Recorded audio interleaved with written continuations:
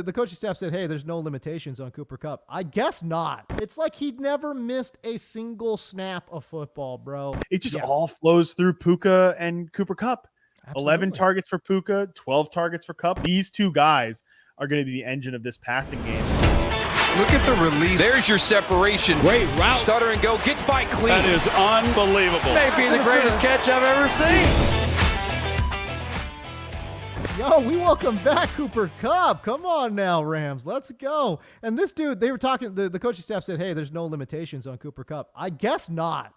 Because, I mean, they just were throwing him the ball all over the yard, man, and Cooper Kupp looked like Cooper Kupp. It's like he'd never missed a single snap of football, bro. I mean, 12 targets, 8 catches, 118, and he looked fantastic. Yes, 6 targets, 5 catches for 56 yards in the first quarter. Nobody else on the Rams had more than 6 yards in the first quarter. Like, It was clear from minute go that they were going to get that he was all the way back, basically. Yeah. He runs a route on 87.8% of the dropbacks is Cooper Kupp.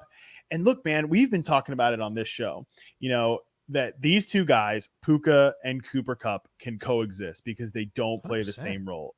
And that's exactly what we saw, right? Mm-hmm. And what I love too, they take Van Jefferson, and he's just like removed from the offense. He's completely out of there. He ran one route. Wow. That's crazy. It just all flows through Puka and Cooper Kupp. Absolutely. 11 targets for Puka, 12 targets for Kupp. Like, I think it's going to look like that every single week. Like, these two guys are going to be the engine of this passing game, and they complement each other so well. I don't know if you disagree, but I think they complement each other really well. No, I totally agree. And, we've talked about it before, where Puka's basically a souped up version of Robert Woods. When this offense was, people were praising this offense and saying, oh, McVay's a genius. He's a young genius throwing these offensive game plans together, which I agree with. And he really got the most out of a journeyman wide receiver in Robert Woods. Puka Nakua, late round draft pick. He's absolutely maximizing this dude's potential, knows where to put him, where this guy can succeed. And you're right. It's just a 1-2 combination. That's why I always found it. Look, after the first week, I can understand saying, oh, I wonder what's going to happen when Cooper Kupp comes back. Okay. After 2 weeks, okay. After 3 weeks, come on, guys. Like, it's like, you know what's going to happen. We already seen this before. We saw this story with Robert Woods and Cooper Kupp. Both the guys were productive. And now we've got a version of Robert Woods and Puka Nakua that's just an increased version of that, bigger, stronger, more physical dude. And obviously is doing really well, beating man coverage, beating zone coverage, and just is an absolute playmaker for this Rams team. So yeah, I mean, you look at how it's divvied up. Again, 12 targets for Kupp, 11 targets for Puka Nakua, 41% of the team's air yards go to Puka, 38% of the team's air yards go to Cooper Kupp. This offense is a 3-man show. It's Stafford, it's Kupp, it's Puka Nakua. Those 3 guys make this engine go, man. And you know what? That first half, Stafford was on point, boy. Yeah. Stafford was dealing. Oh my God, he was on a heat check. They must have been sad to go into the halftime locker room, man, because Stafford was absolutely on a heater. And after he came back out of the locker room, obviously they either made adjustments or Stafford lost a little bit of the touch, and they just couldn't compete from a talent standpoint, right? With Philadelphia. But man, they made that first half really interesting. I wonder what that is too. And I feel like it's not like always consistent. You're right though. 23 dropbacks in the second half, 20 pass attempts. He completes just 9 of them.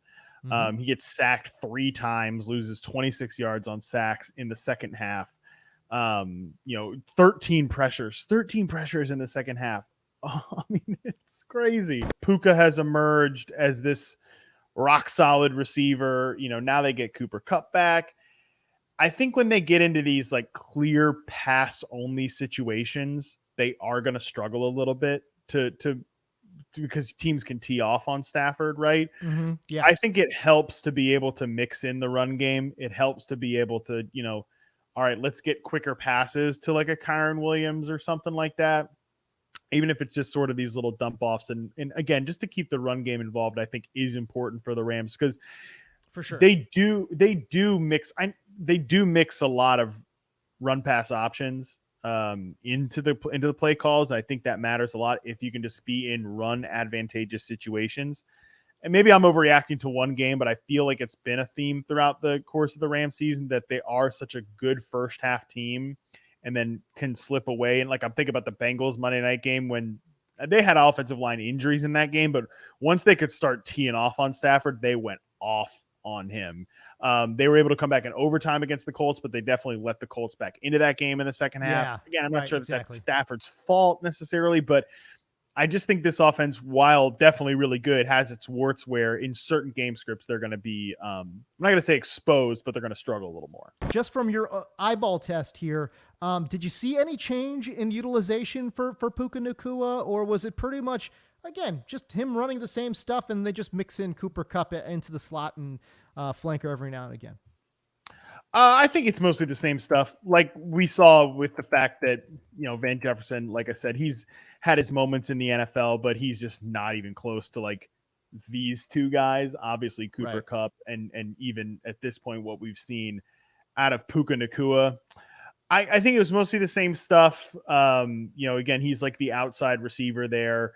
I think they tried him a little bit more on some like boundary targets, like his touchdown down the sideline. He had one comeback route that I remember him catching. Still like the big in breakers some of which he ran from the slot, some of which he ran more as like an outside receiver, but in like a bunch or stack formation. That's where he's like not Robert Woods-ish to me, because Robert Woods like was always working the flat, but like these big in breaking routes, like big deep overs, posts, even like the big full field digs where he catches it on the like near the other sideline and he started all the way over here. There's still a lot of that with Puka against the Eagles. I really have no concerns about him. Look, is he going to be dropping 160, 140 yards on the reg like he was without Cooper Kupp? That's like my least favorite analysis out there. Like, well, he's not going to do this when Cooper Kupp gets, well, no shit. Of course he's not going to do that because there's going to be another big targeter. But there's a difference of he's not going to do that or he's going to completely fall off the map.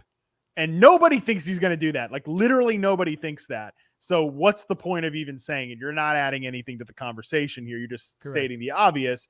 His role is still very insulated and very protected, I think, on this offense, and very important to the team, by the way.